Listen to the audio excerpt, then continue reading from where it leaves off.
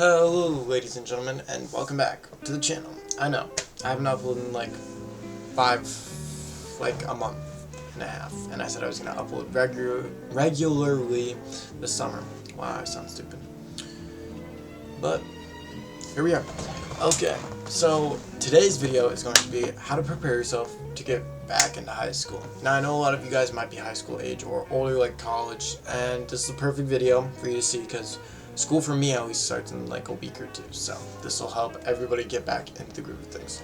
So the first thing that I want to talk about is what you should have done this summer. Now some of the stuff I'm going to include is stuff that I included in my other video, make sure to go watch that, but basically you want to make sure you have finished off everything that you already started with a strong finish. Like if you have a college class you were taking, make sure you finish that final well, do it well, knock it out of the park, get that out of there. Any competitions you're doing close to there, make sure you're prepared, organized, get it done, knock it out. Then, now, going into the year can depend on what class you're going into. Freshman, this is all I would say to you. Have fun. Get ready for it. Don't stress about anything. As long as you're taking honors classes or whatever difficult classes you're taking, you're setting yourself up for success. It's not going to be too difficult. Trust me, I've done it. It's going to be the most fun you've had. Freshman year is fun. Don't stress too much. Literally, high school is so easy. Freshman year, it's just, you're just existing. Like, you're still in that, like, 8th grade, like you're not existing, but you're existing. But you do get set to the bottom of the food chain, so don't try anything stupid. Like, don't press any, like, older kids. But, yeah. That's definitely it. Sophomore year, it's better, but it's worse. It's better as in the fact that it's funner, but the classes are harder, and you'll have friends who get your licenses, which is a lot of fun. So there's a lot of up to it, but I wouldn't get too caught up on everything. Just again, have fun with it. But sophomore year, you should be going into it and having a plan. Now, junior year, this is the, oh dang, we have to get ready. Okay, junior year, just people need to learn how to simplify it. There's 3 categories that you need to succeed in junior year. Tests and classes, your extracurriculars, sports and / personal hobbies. I put sports and personal hobbies. There could be a 4th one, just sports. But so classes, SAT, and APs. So APs you want to really nail down. Like I'm saying, like those matter. Those are saving you money in the future. Like, you know, when people are like, oh yeah, college is a scam, you have to pay so much money for it. If you do well on these AP tests, you don't have to take as many stupid classes that don't mean anything, that are just credits. So then you don't have to take a stupid, I don't know, a walking economics class, some random class that doesn't matter. So do well on those SAT and ACT. Now, my people who are not good test takers, start studying now, today. Look up a Kahoot. You don't even have to buy a SAT prep book. Just don't buy anything. You can go on Kahoot, go on Quizlet, go on anything. Just start studying for it, because trust me when I say this, yes, colleges claim that you don't need them, but they're important, and you should have them. Now, for now, we're moving into sports and extracurriculars. So, you want to make sure on most college things, you can have 10 things on your brag sheet, so 10 extracurriculars. So, you want to make sure that you have, first off, at least 8 that are very hard, like good extracurriculars. Because obviously, yes, you're not going to have 10 amazing extracurriculars. Like, you're going to have some ones that are like, oh, I did that for like a month or 2 and then I gave up on it and put that on there. Obviously, yes, everybody will have that. But you need to have around 7 to 8 strong, very strong extracurriculars. Because, yeah, colleges don't want to see that you did 3 things throughout your whole high school career. They're going to ask you, what else did you do? Like, you can't say, oh yeah, I was playing Fortnite all day. That's a hobby. That's not even an extracurricular. So, join a new club, join more clubs, start your own club. There's so many different things that you could do. And also, people don't think about how many things are actually deemed as extracurriculars. Sorry, my hair's all like screwed up.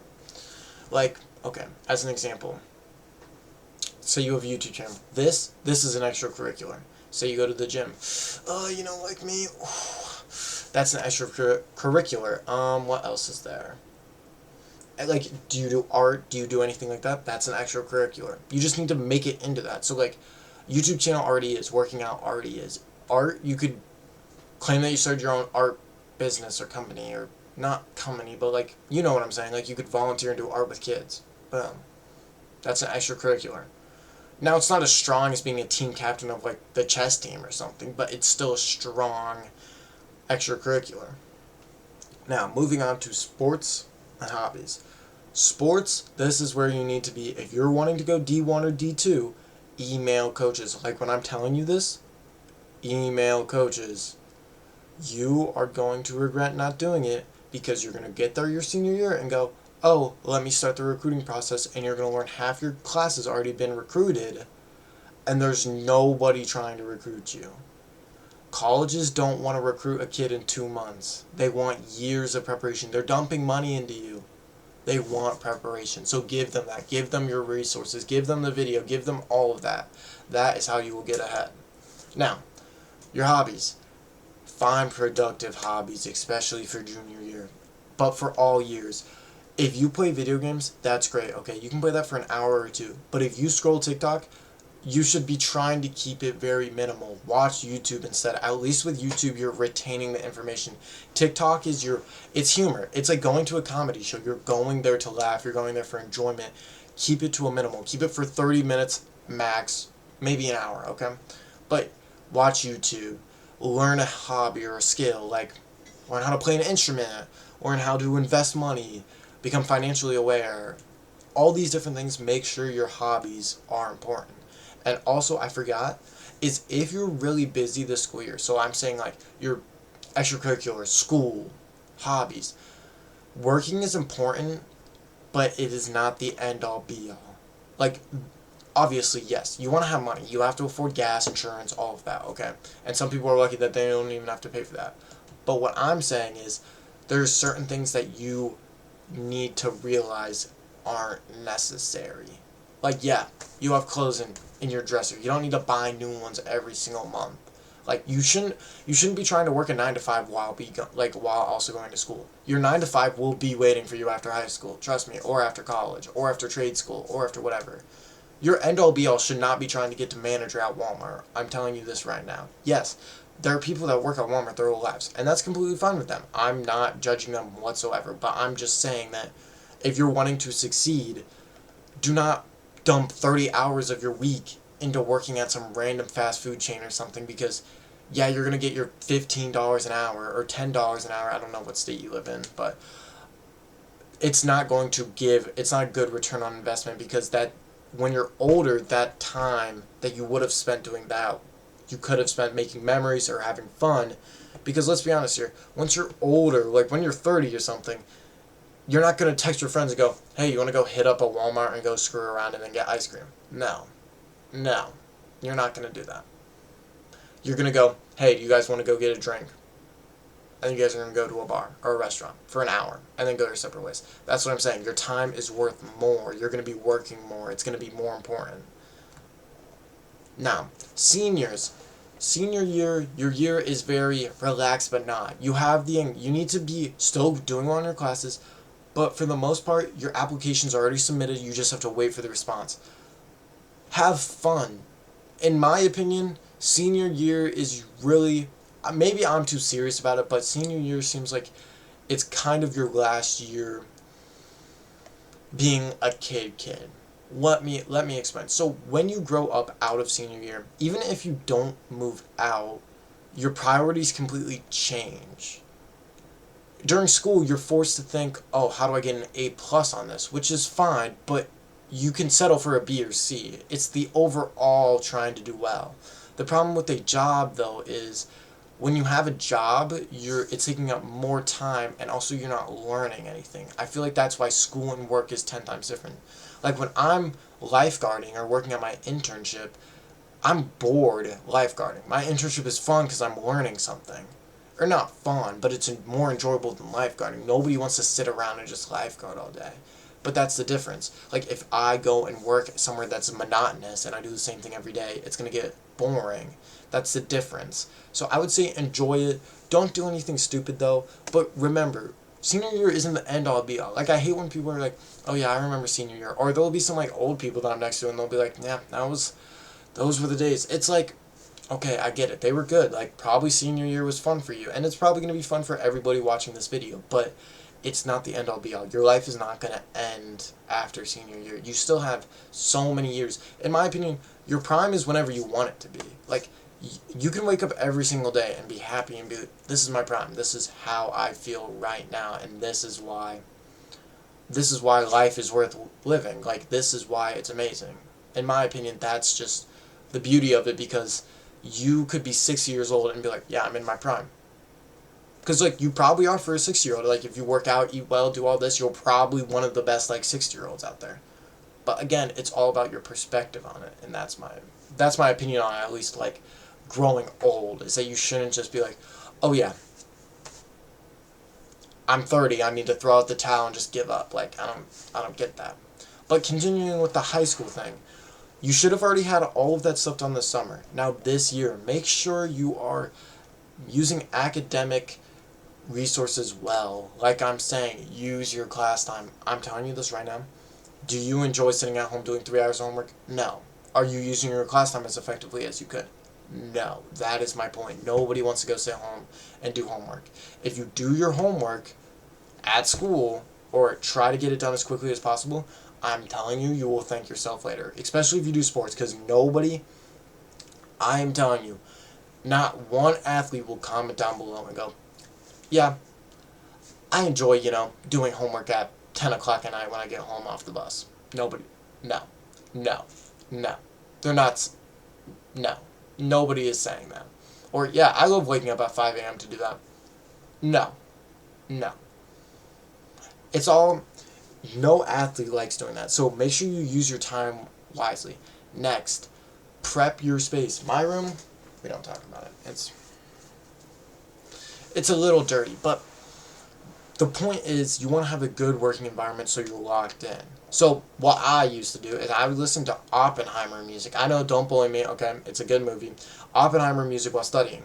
And I would sit over there, I have another desk over there, and I'd sit down and I'd just work until I have that one task complete. Like, I'd break it up. So, like, I'd get home, okay? And obviously you don't want to do homework immediately when you get home. But I would do it. I would get home and I at least work and get one thing done. It doesn't even matter if it took 20 minutes. I would sit down, work, and get it done, and then I would take a break. Because I realized that when I'd work on just everything at once, I would feel like my whole day was wasted. But if you work on things slowly, so like say you get home at 5, okay? You get practice, whatever, extracurricular. Okay, you do 30 minutes of work. That's 5:30-ish, okay? You chill until 6. Then you do something at 6:30. You chill until 7. You have dinner. Then after dinner, it's probably like 8-ish. And then you finish the rest of your homework 8:30, 9-ish, 9 o'clock. Most kids don't go to bed till like 10 or 11. That gives you 2 hours an hour to 2 hours of just chilling. And you had 30 minutes between each thing. That's what I'm saying, is that is how you do it well. Now, also, first impressions with your teachers. Make sure they are good. No teacher wants to deal with an annoying kid in their class. I'm telling you this. Don't be that kid. Yes, make jokes, laugh with your friends. But don't be that kid on the first day that pisses off the teacher.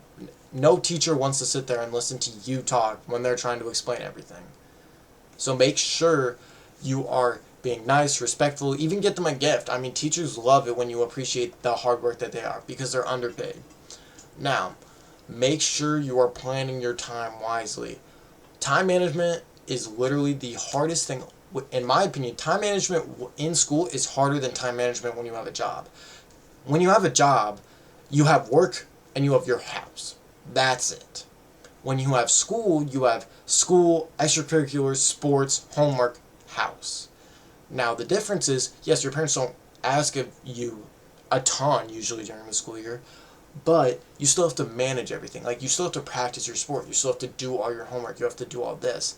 So you have to limit certain things. Like, obviously, one weekend, there's checks and balances. So if one weekend you work really hard and you try to get as much done as you can, obviously that weekend, the next following week is going to be easier.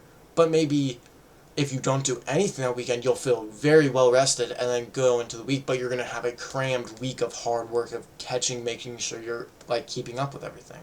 So it's all about the perspective of how you want to do it, in my opinion. is how you want to manage your time. Because time's just not one thing. It's not just wake up at 5 a.m., do this, do that, do that. Like, I hate it when people are like, oh yeah, you need to wake up at 5 a.m. to become successful, or do this, or do that. It's like, no. No, you don't. There are plenty. I literally know one of my friend's parents, he's like really rich. He wakes up at 10 a.m. every single day. And he has like, he's worth like millions of dollars.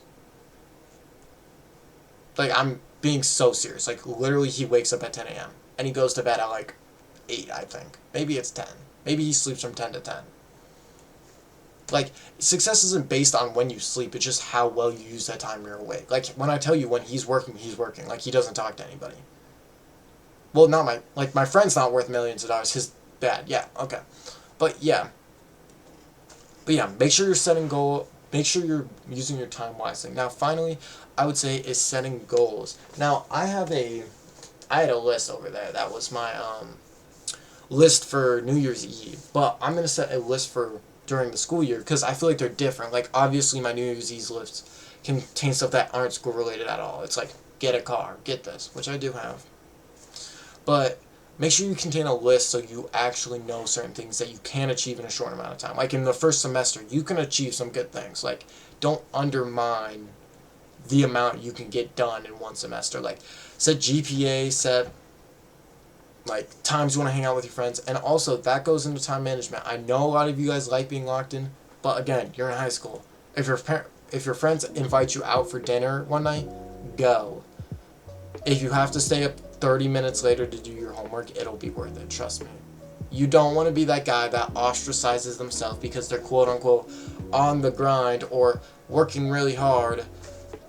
Like, they might be, but you're murdering your social life just for, like, the dinner's going to take an hour. Like, you're losing 1 hour. Like, yeah, it's important, but, like, you can make that up. Like, the memories with them, you can't just recreate. You can't just be like, hey guys, we're all 60 years old now, let's go out and do stuff that we should have done when we were 20.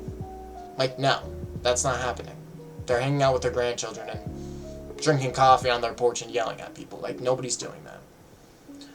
Well, I hope you guys did like this video of me just rambling about how you need to improve and be ready for the school year. I hope you guys did like this video. Make sure you hit that like and subscribe button. See you guys in the next video. Peace.